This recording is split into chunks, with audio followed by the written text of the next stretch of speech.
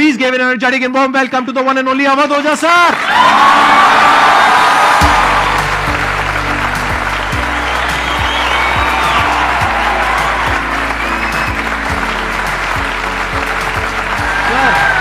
Hello sir, क्या हाल चाल?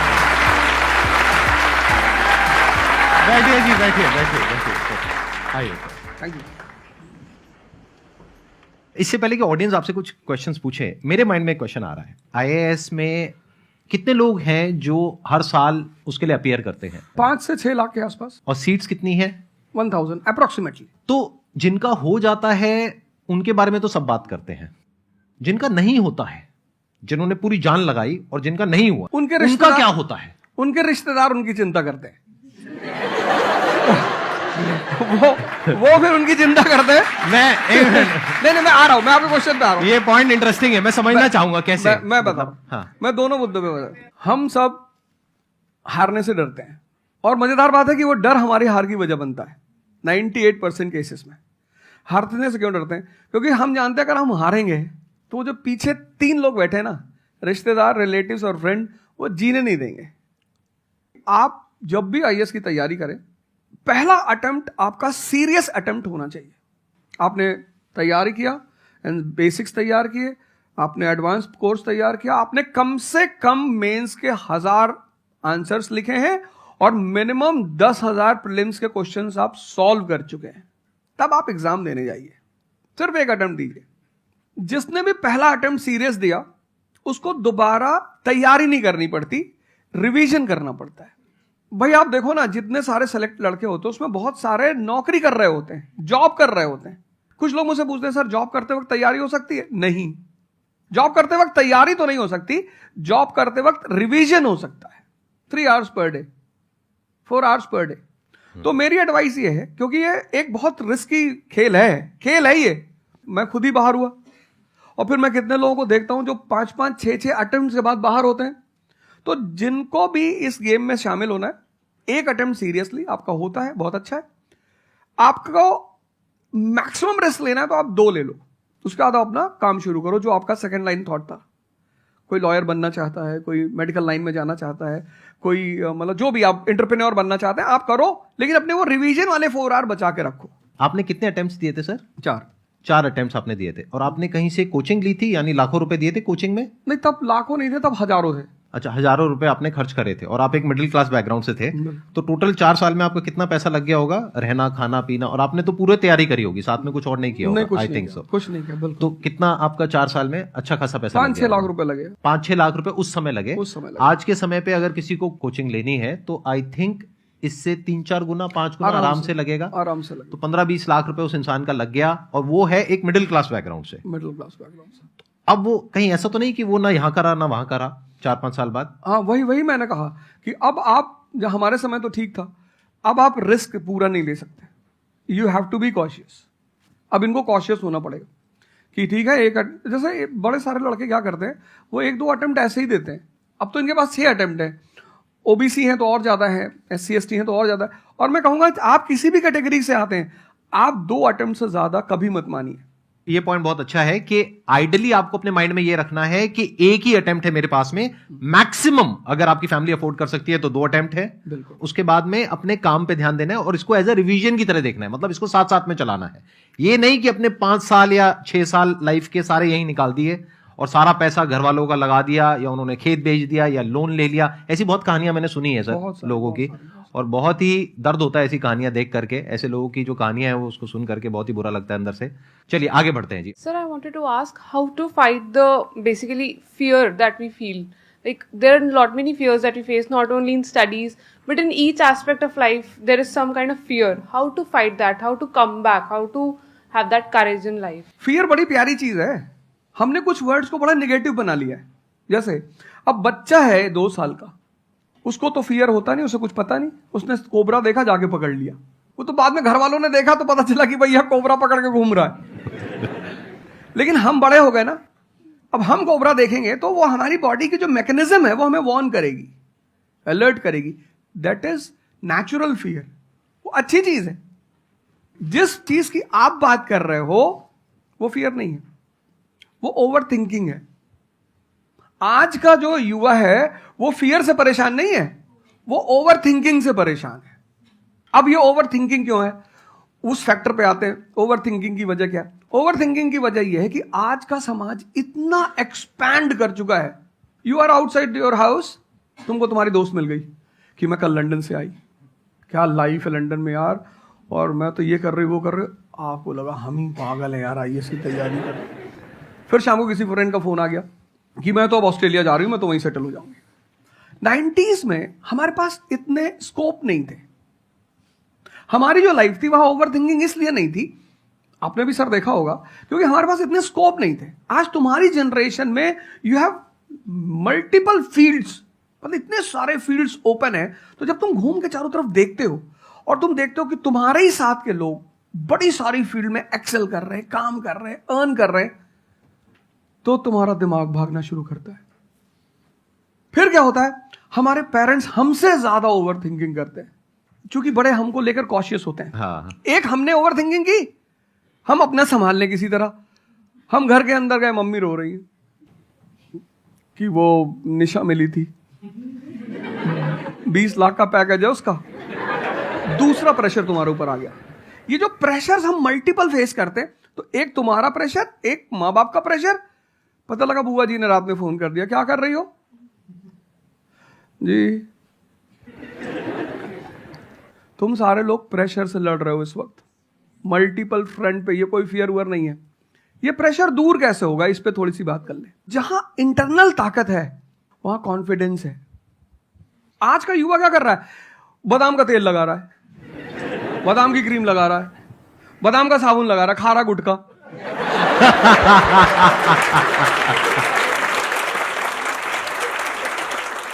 आप लोगों को चूंकि हर तरफ प्रेशर झेलना है, तो प्रेशर झेलने का सबसे अच्छा तरीका होता है इंटरनल पावर। तभी तो मैं जहां भी जाता हूं एक चीज रिपीट करता हूं, योगा करो, ध्यान करो। ध्यान करोगे मन ताकतवर हो जाएगा। सर, आपने जैसे कि अभी बोला कि मेंटल स्टेट के लिए एक्सरसाइज करो, योगा करो। तो पहले तो मैं फिजियोथेरेपिस्ट हूँ, ठीक है। मैं सुबह से मतलब योगा एक्सरसाइज है मेरा डेली रूटीन है, करना भी और कराना भी। उसके बाद भी at the end of the day मैं डिप्रेस हो जाती हूँ। ये नहीं कि मन नहीं लगता, इस चीज़ में ही मन लगता है, फैमिली से भी पूरा मन लगता है, ठीक है। उसके बाद भी end of the day depress हो जाती हूँ। तो उसको डिप्रेशन कैसे कम करी जाए? हम किसके साथ रहते हैं वो बहुत इंपॉर्टेंट है। मेरे एक दोस्त मेरे साथ आ रहे थे आज से करीब 7-8 साल पहले, धौला कुआं से। रात का टाइम था और हम दोनों, मैं गाड़ी चला रहा था, हम इंडिया गेट के सामने से निकले तो उन्होंने मुझसे कहा कि अब हम बुढ़े हो गए हैं। मैंने गाड़ी रोकी, मैंने कहा उतरो। तो उन्होंने कहा कि क्या हुआ? मैंने कहा उतरो, तो उतरो जरा। उतर गए, मैंने दरवाजा बंद करो, चले गए। आज तक मैंने उनसे बात नहीं की। वो उनसे पूछते हैं आज, अब तो खैर बात ही नहीं होती, पर वो बहुत उन्होंने कोशिश की कि अवध क्या हुआ? तुम दिन भर अपने आप को मोटिवेट करती हो, काम करती हो, जब तुम वापस घर में आती हो, अपने समाज में जाती हो, तो सब तुम्हारे मेंटल स्टेटस का थोड़ी है, वो तुम्हारी सारी ऊर्जा को खींच लेते हैं। इसीलिए तो माँ बाप हमारी संगत पे बड़ा ध्यान देते हैं। तुम्हें लगता होगा कि माँ बाप कितने बदमाश हैं, माँ बाप भगवान हैं। उनका एक्सपीरियंस तुम अपने दोस्तों को लेके जाया करो उनके सामने।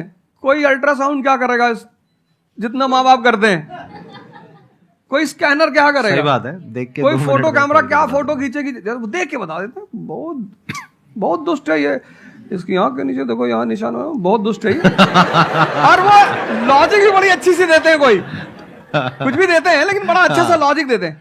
तो ये हमारे साथ होता है। इसलिए हमें पहले गुरुकुल भेजा जाता था, और आज की हमारी सोसाइटी इसको सिर्फ नेगेटिव दिखाई पड़ रहा है। मैं अभी अब घर गया था, हमसे लोग कह रहे भैया 24 का चुनाव लड़ोगे? मैंने कहा यार पॉलिटिकल पार्टियां कह रही कि तुम सीधे प्रधानमंत्री बन जाओ। अननेसेसरी परेशान किए हुए, अननेसेसरी दूसरों से मत। और ये एक जहां का नहीं है, ये यूनिवर्सल हो चुका है। तुमने कह दिया कि मैं IAS की तैयारी कर रही हूं, अरे नहीं होता किसी का। तिवारी जी की लड़की दी थी, 2 साल बाद पागल हो गई। तुम इतने डिप्रेस समाज में रह रहे हो। वो तो महेश्वरी जी जैसे लोग हैं जिन्होंने बहुत लोगों को जिंदा कर रखा है।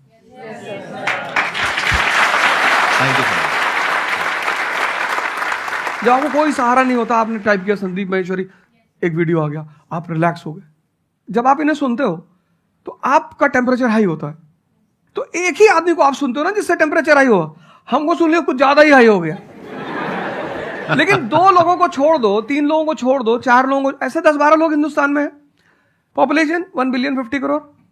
तो तुम 10 लोगों को सुनो और बाकी जो तुम्हारे साथ 500 जुड़े हैं वो तुम्हें तो नीचे ही ले जा रहे हैं।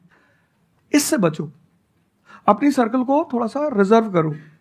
तुम किससे बात करते हो, कौन सा लिटरेचर पढ़ते हो, लिटरेचर पर ध्यान दो। जैसे मैं रश्मिरथ पढ़ता रहता हूं, खाली हुआ, प्रसादों के कनकाब शिखर होते कबूतरों के ही घर। ये जो बड़े बड़े मकान हैं, कभी किसी बाज को यहां रहते हुए देखा? कबूतर रहते हैं। क्या लाइन है, प्रसादों के कनकाब शिखर, कितने मतलब महलों के जो बड़े बड़े शिखर, उसमें सिर्फ कबूतर रहते हैं। प्रसादों के कनकाब शिखर होते कबूतरों के ही घर, महलों में गरुड़ न रहता है, कंचन पर कभी न सोता। कंचन मतलब सोना। लग्जरी नहीं चाहिए। तुम लोग इतनी लग्जरी चाहते हो, लग्जरी आदमी को मेंटली कमजोर बनाती है। मैं आश्रम में था, मैंने ज्यादा खाना खा लिया। मेरा एक नियम है, नो एक्सरसाइज नो फूड। मतलब अगर मैं एक्सरसाइज नहीं करूंगा तो मैं खाना नहीं खाऊंगा। वहां एक बाबा जी, वो प्रेम में उन्होंने घी पे घी डालते चले, मैंने खा लो। फिर वो हुआ कि भाई यहाँ घूमेंगे, चारों तरफ जंगल है, डरा दिया इन लोगों ने। एक बार एक भालू एक आदमी की टांग काट के ले गया। अरे मैंने कहा आज कोई भालू नहीं आएगा, मैं जाऊंगा। फिर मैंने 4-5 लोगों को तैयार किया अपने साथ, उनको थोड़ा मोटिवेट किया कि जंगल में घूमने से ऑक्सीजन लेवल बढ़ता है।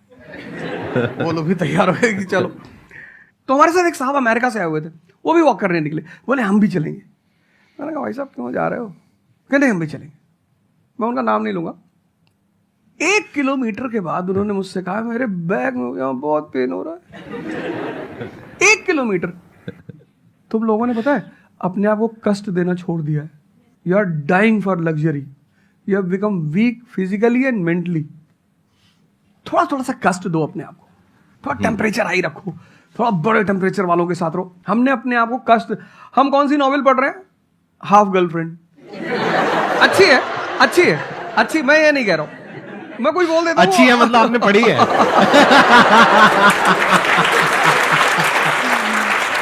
नहीं फिर कोई पकड़ निकाल लेगा, कोई वो क्लिपिंग निकाल लेगा, ओ गाली दे रहे थे। नहीं, आपने बहुत सारी गलतियां कर दी, आपकी जनरेशन ने अपने को कष्ट देना छोड़ दिया। हाँ। आप पढ़िए बड़े बड़े लोग, अंबेडकर को पढ़ो, उनका जीवन संघर्षों का, प्रभु राम का जीवन पढ़ो, ये सब संघर्ष, ये सब लोग हैं जिन्होंने जीवन में लड़ाइयां लड़ी हैं। आपने उनको साइडलाइन कर दिया।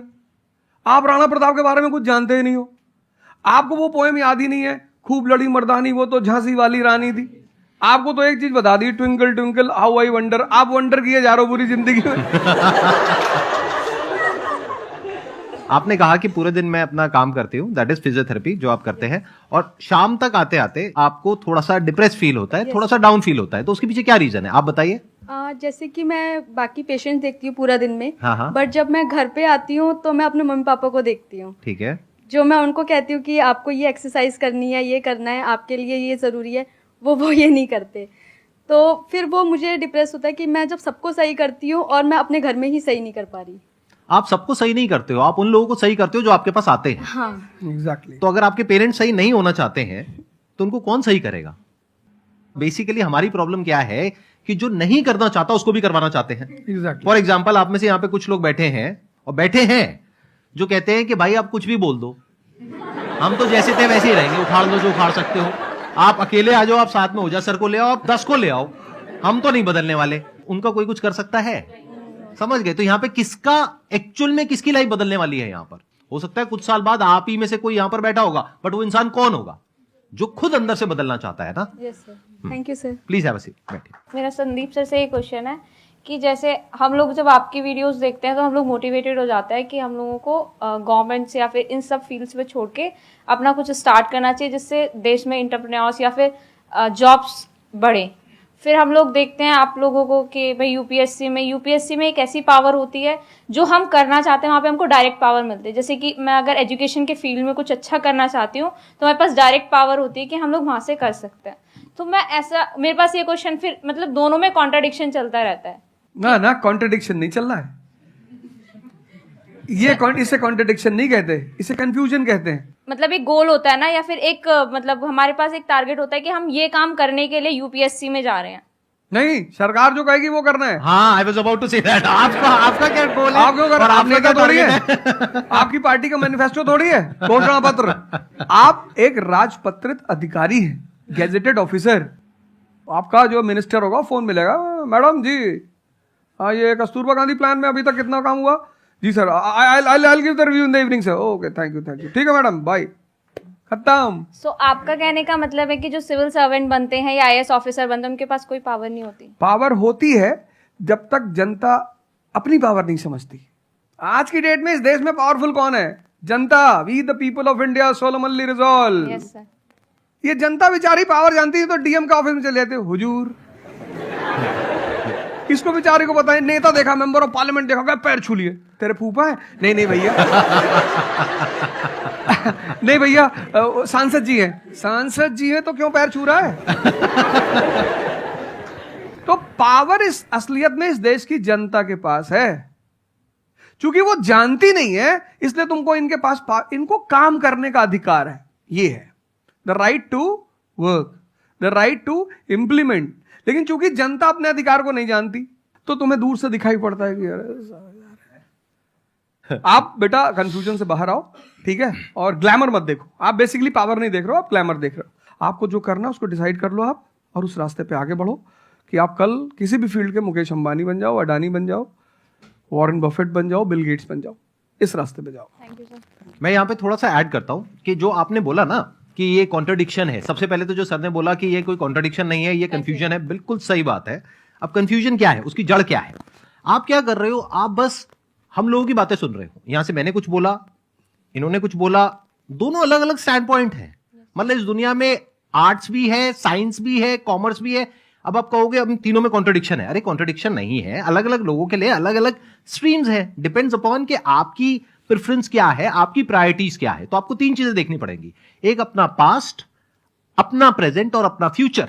कि पास्ट में आपने कैसा परफॉर्म किया है। अगर आप पढ़ाई में बहुत अच्छे रहे हो तो आपको क्लियर नजर आएगा कि अच्छा मुझे पढ़ाई से रिलेटेड कुछ करना है, तो वहां से रास्ता क्लियर हो जाता है। बट अगर आपके दिमाग में 24 घंटे बिजनेस आइडियाज घूमते रहते हैं, जहां भी जाते हो वहां पे गोलगप्पे खा रहे होते हो, आपके दिमाग में चल रहा होता है अबे इतने पैसे ले लिए, उसमें से इतने का गोलगप्पा, इतने का पानी है, पानी तो इतना फ्री होता है, मेरे से लिया 20 रुपए, ये तो 5 रुपए का काम है, तो 15 रुपए इसके पास में गए, कितने लोगों ने एक दिन में खा लिए, इतने पैसे कमा लिए, व्हाटएवर। अगर इस तरह का आपका माइंडसेट है तो वहां पे एंटरप्रेन्योरशिप, स्टार्टअप, इन सब चीजों का बेनिफिट है।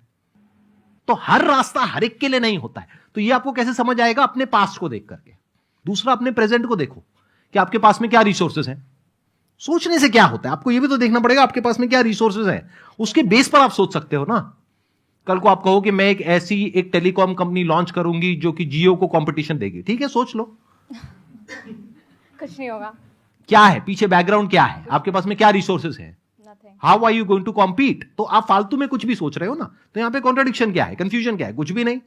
तो जब आपके रिसोर्सेज ही आपको अलाउ नहीं कर रहे वो करने के लिए, तो सोच क्यों रहे हो? तीसरा, फ्यूचर में आप अपने लिए कैसी लाइफ चाहते हो? जैसे सर ने कहा कि पावर नहीं मिलती है वहां पे सर्व करना होता है। इस गलतफहमी से बाहर आ जाओ कि वहां पे पावर मिल जाएगी। पावर तो पूरी की पूरी एक हिरार्की है, जिस हिरार्की में टॉप पर पब्लिक बैठी है एक्चुअल में, वो हमें पता ही नहीं है। हमारे हाथ में पावर है, किसको वोट करना है, किसको पावर में लेकर के आना है। फिर उनकी पावर के अकॉर्डिंग आगे पावर का डिस्ट्रीब्यूशन होता है, पॉलिसीज का डिस्ट्रीब्यूशन होता है, फिर उसको इंप्लीमेंट करना होता है। तो आपको देखना है कि आपको एग्जैक्टली लाइफ में चाहिए क्या है। कि अगर आपका माइंड है बहुत ज्यादा क्रिएटिव, कि आपको हमेशा दिमाग में आइडियाज घूमते रहते हैं कि कुछ अजीब करना है, कुछ अलग करना है, ये करना है, वो करना है, तो फिर वो रास्ता आपके लिए नहीं है। क्योंकि वहां पे आपके पास में पावर नहीं है, रिस्पॉन्सिबिलिटी है। But once you go in the entrepreneurship space, वहां पे रिस्पॉन्सिबिलिटी नहीं है, वहां पे पावर है, पावर टू क्रिएट। अब आपको देखना है कि एट द एज ऑफ 42, 48 आप किसके जैसा बनना चाहते हो। अगर एक टीचर बनना चाहते हो तो ये रास्ता है। उसके अलावा जिन्होंने यूपीएससी को क्रैक किया है उन लोगों को आप लाइफस्टाइल देख सकते हो, वैसे बनना चाहते हो बहुत बढ़िया, मेरे जैसा बनना चाहते हो बहुत बढ़िया, किसी और के जैसा बनना चाहते हो बहुत बढ़िया, बट किस बेस पर? अपनी पर्सनालिटी को देखो ना, क्या लाइन हो रहा है। सर एक्चुअली आपका सेशन देख के मैं पब्लिक स्पीकिंग सीख रहा हूँ, तो कॉन्फिडेंस बढ़ाने के लिए जो आसपास के स्कूल है ना, स्कूल क्लासेस जो है उनके पास मैं जाता हूँ बच्चों को थोड़ा सा ये करने के लिए। तो मैं जाके वहाँ पे रश्मि रथी सुनाता हूँ, मेरे को आती है थोड़ी थोड़ी, तो मैं वो सुनाता हूँ। छत्रपति शिवाजी महाराज के बारे में सुनाता हूँ। तो उन बच्चों का मैंने थोड़ा नोटिस किया, तो वो क्या कह रहे थे मुझे कि सर जो टीचर है अभी जो सिखा रहे हैं वो बस सब्जेक्ट के बारे में बताते हैं और बोरिंग तरीके से सिखाते हैं, ना कोई एक्स्ट्रा कुछ एक्टिविटी नहीं करवाते, कुछ नहीं करवाते। और जब ऐसा कोई एडिशनल गेस्ट आता है जो कुछ एडिशनल सिखाता है तो उनका माइंडसेट थोड़ा चेंज होता है कि सामने वाले टीचर से भी वो वही एक्सपेक्ट करते हैं। तो मुझे कभी कभी लगने लगा है कि मैं जाके गलत कर रहा हूँ या वो टीचर का, वो स्टूडेंट का देखने का नजरिया बदल रहा है, तो वो वही से वो एक्सपेक्ट कर रहा है और उनका मन वहीं पे नहीं लग रहा है वो सब्जेक्ट में। तो अभी मैं क्या काम करने के दो तरीके हैं। एक, आपको काम करना ही है, कोई ऑप्शन नहीं है। एक है आप किसी भी कीमत पे काम करना चाहते हो।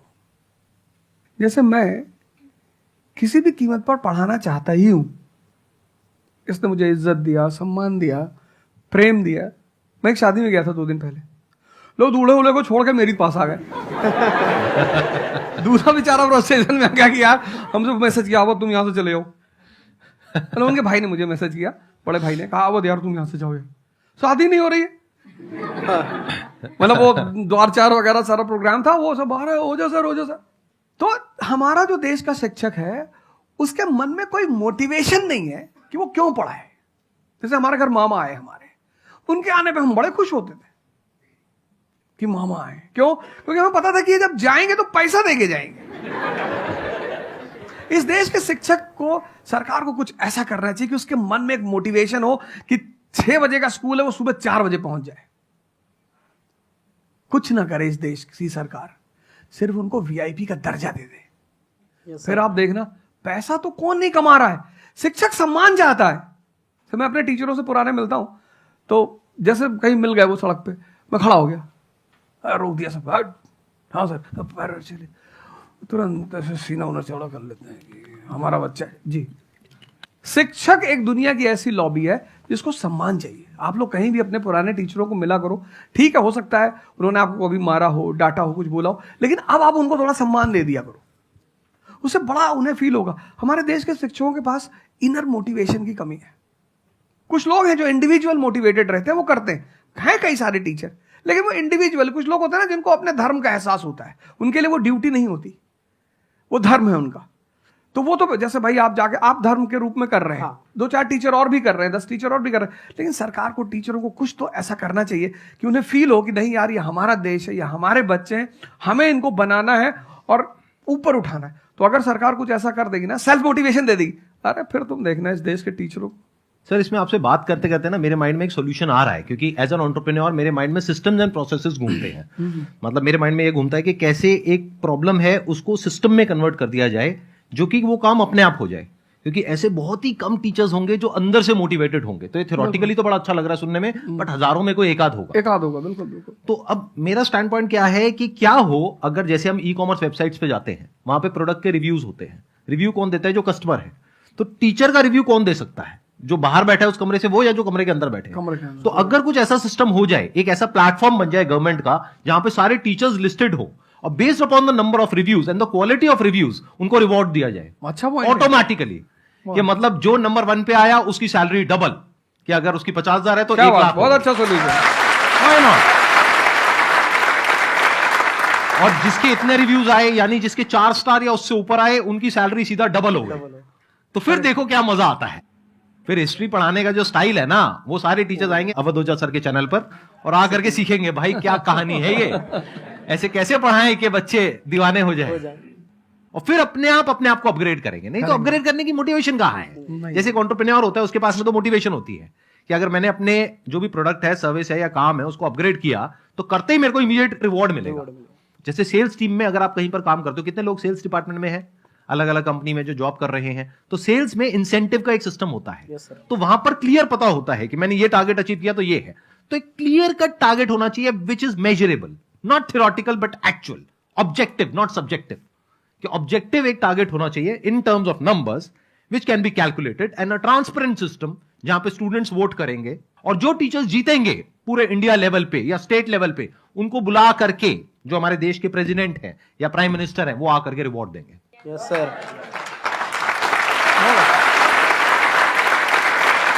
Thank you so much sir आने के लिए यहाँ पर, दिल से धन्यवाद। मुझे बड़ा अच्छा लगा आपसे बात मुझे करके। बहुत अच्छा लगा यहाँ आके।